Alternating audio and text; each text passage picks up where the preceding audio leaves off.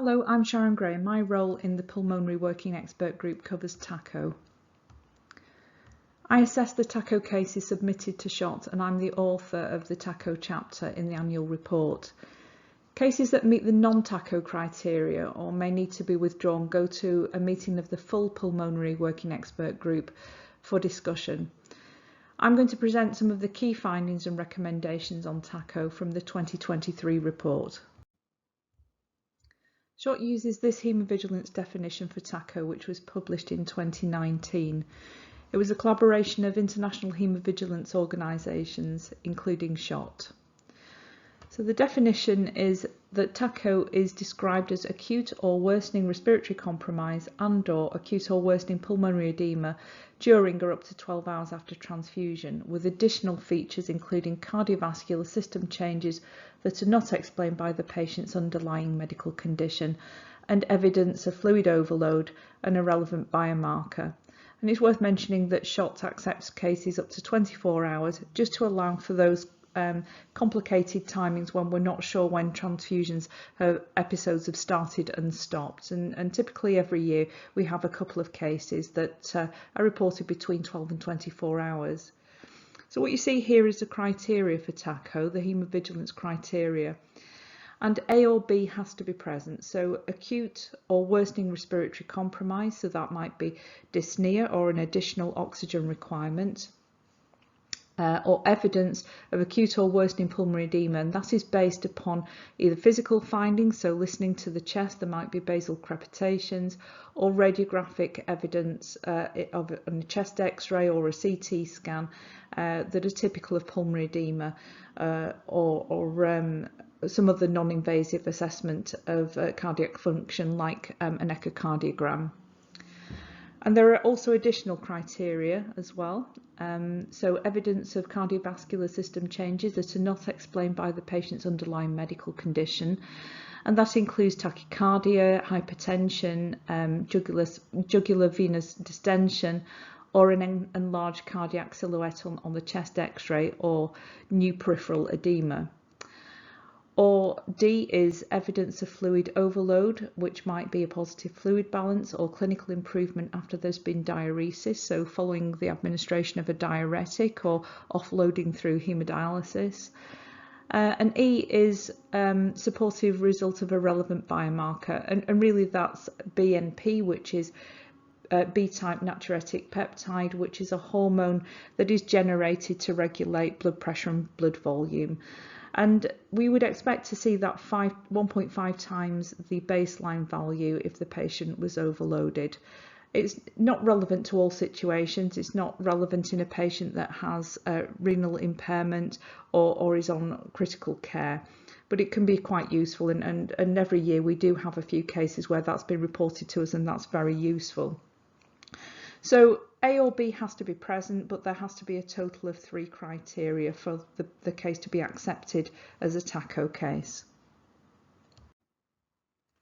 These are the key messages from the TACO chapter in the 2023 annual report. The number of TACO cases reported in 2023 is the highest to date. This is an upward trend over the past few years. And although cases are increasing, there is likely to be a level of underreporting. The continued adoption of the TACO risk assessment is very encouraging, though analysis of the data is showing us that it's still underutilised or is being used ineffectively.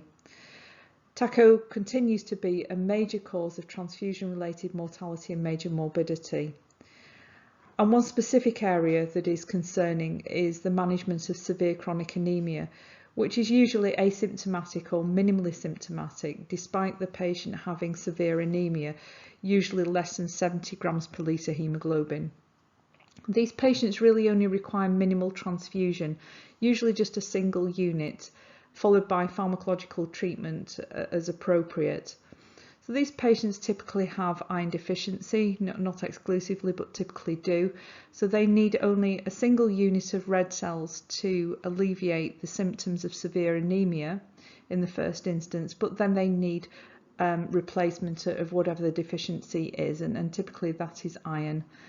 So non-bleeding adult patients with severe chronic anemia are particularly vulnerable to TACO, even in the absence of other comorbidities that predispose to TACO. So in other words, it's an independent risk factor, severe anemia, for TACO. There was just a single recommendation in the SHOT chapter this year, and this was to perform a gap analysis and implement the recommendations of the NPSA alert on TACO, which was issued by the MHRA and SHOT in April of this year. It incorporates ongoing SHOT recommendations, and the QR code that you see there will take you straight to that NPSA alert, and within that you'll find all of the details, including a lot of supporting information and background information and resources that you can use to support that process. The TACO risk assessment was launched in 2016, and this was developed following a thematic analysis of risks identified in cases of TACO that had been reported to SHOT. This showed that 80% of cases had at least one risk factor for TACO and therefore had potential to have that risk mitigated. And these risks can be categorised as heart, lungs and fluid related.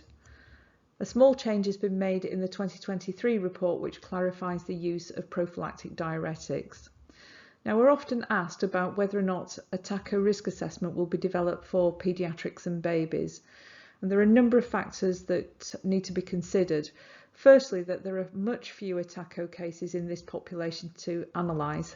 However, we are in discussion about an international collaboration based on pooled data, so this may be possible in the future. There may be important physiological differences between adults and children and babies that affect risk for TACO that are not present in adults. There may be important differences between neonates and older children, and this is a very heterogeneous population, so one size may not fit all. The rationale for the risk assessment itself, of course, is to identify possible mitigations, and transfusion alternatives and deferral are important in all patient groups. Children and babies already have weight-adjusted red cell dosing, so in other words, these mitigations are already in place regardless of a bespoke risk assessment based on risks and comorbidities. This is a demographic overview of TACO cases reported in 2023. There were 15 deaths of moderate to low imputability, generally low imputability because the patient is already sick and has a complicated clinical background. There were 20 cases of major morbidity.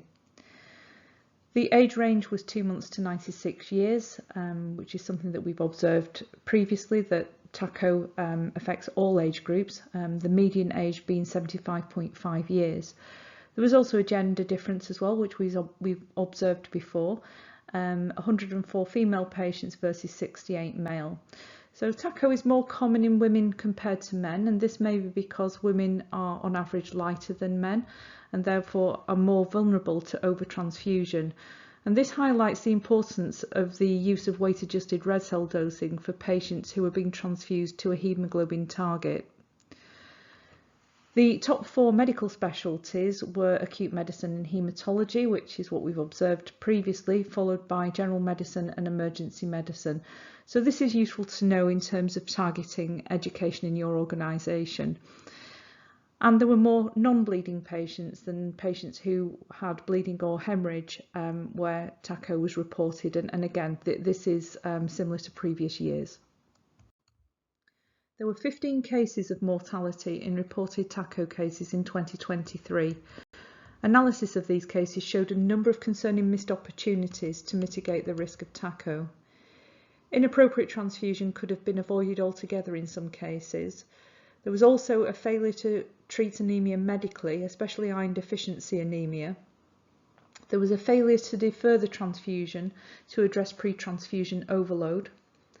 The TACO risk assessment was not completed in a number of cases, and when it wasn't completed accurately. There were also cases where there was an inappropriate volume of red cells transfused. The fluid balance was not in place in some cases, but we don't know whether there was a practical reason for this or whether it was an oversight. A prophylactic diuretic wasn't given in some cases, but we can't know whether there was a specific contraindication in that patient or whether it was simply not considered. There was a failure to perform assigned and planned actions when they'd been identified on a TACO risk assessment. So they'd been identified on the risk assessment but had not been carried out at the point of transfusion. There was a lack of structured review, even in cases where transfusion contributed to the patient's death. So if you look on the TACO section of the SHOP website, you'll find a structured investigation tool for TACO, which will support your local investigation. This is an infographic which can be found in the TACO chapter of the 2023 SHOT report, and it describes the transfusion management of anemia in adult non-bleeding patients. Understanding the cause of anemia is a critical first step in safe and appropriate transfusion therapy. So if we first look down the left-hand side of this diagram, this is relating to patients with acute anemia, and they have a post-transfusion haemoglobin target per NICE guidelines NG24. So these are indication codes R2 and R3, and the target is adjusted depending on whether the patient has acute myocardial infarction or acute coronary syndrome. R2 being those patients that don't have MI and ACS, and R3 being those that do. So the volume of transfusion can be calculated using weight-adjusted red cell dosing.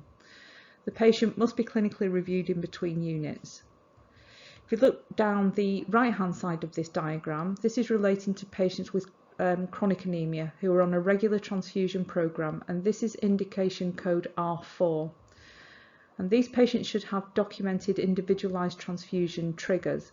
So these will be patients with chronic bone marrow failure. So nominally the hemoglobin trigger would be 80 grams per litre, but this should be adjusted around the patient's clinical response. And there are patients with hemoglobinopathies where the aim of the transfusion is to achieve disease control. So again, they will have different hemoglobin targets which are typically a little higher. In the middle section, this is a really important patient group and relates to those patients with severe chronic anemia. So this might be hematinic deficiency such as iron deficiency, and they're not on a regular transfusion program, but they are at particular risk of TACO, and we know that severe chronic anemia is an independent risk factor for TACO. They are particularly vulnerable patients.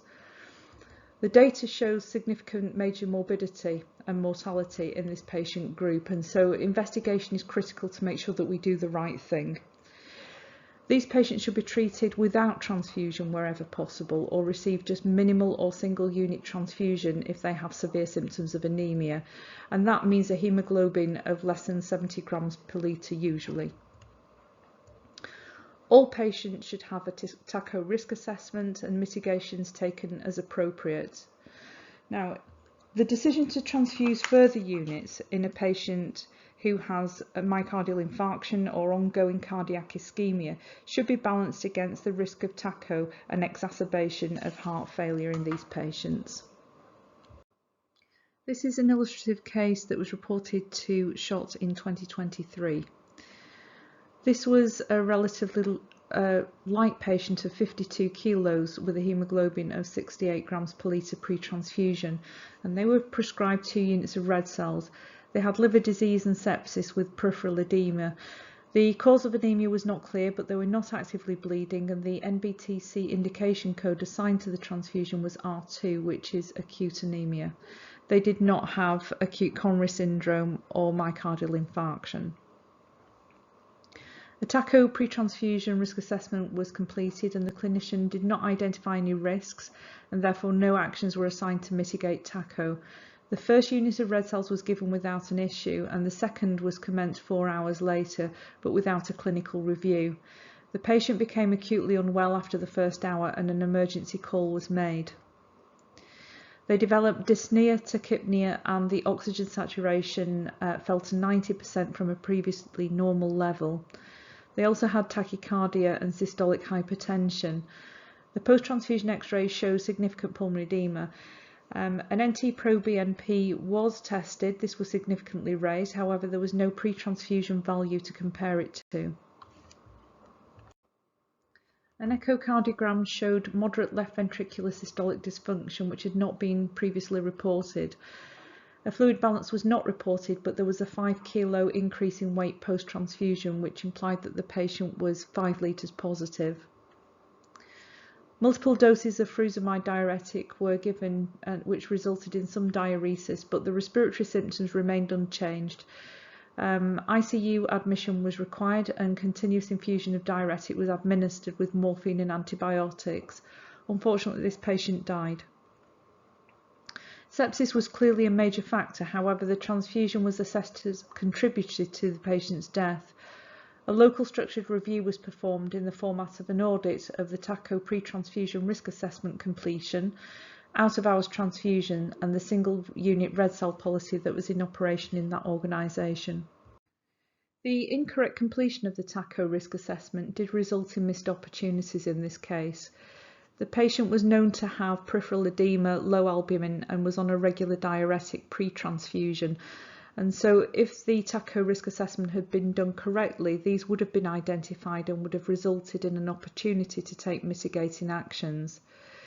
It's possible that previously undiagnosed heart failure was uncovered by this TACO episode, and we do see that from time to time in cases that are reported to SHOT. Possible mitigations that could have been considered. So if deferral of the transfusion is not appropriate, then single unit or weight adjusted red cell dosing would have prevented excessive transfusion in this patient, bearing in mind that the TACO occurred on the second unit, not the first. An additional or prophylactic diuretic could have been considered. The fluid balance was not in place at the time of the transfusion, and it was only recognised post-transfusion when a 5 kilo increase in weight was noted, which implied that the patient was about 5 litres positive at that point. Excessive red cell transfusion in patients with acute and chronic anaemia continues to be a significant feature in TACO cases, especially in patients with low body weight, and this patient was in this case. There was a good local investigation and preventive actions assigned following the investigation, and they are listed here. So the organisation decided to do more work on education and training on the single red cell unit policy and transfusion triggers and haemoglobin targets, the review of the operational use of the TACO risk assessment, education on the TACO risk assessment process, and ensuring that the TACO risk assessment is applied to platelets and cryoprecipitate, which is how it's intended to be used, as well as red cells. They also did additional education on stable patients with anaemia, the use of overnight transfusion and adopting transfusion reaction e-learning. Now, considering system changes is really important, not just about individual changes in a particular case, such as embedding the TACO risk assessment into electronic systems where that's possible, and other control processes to avoid the over-reliance on knowledge alone.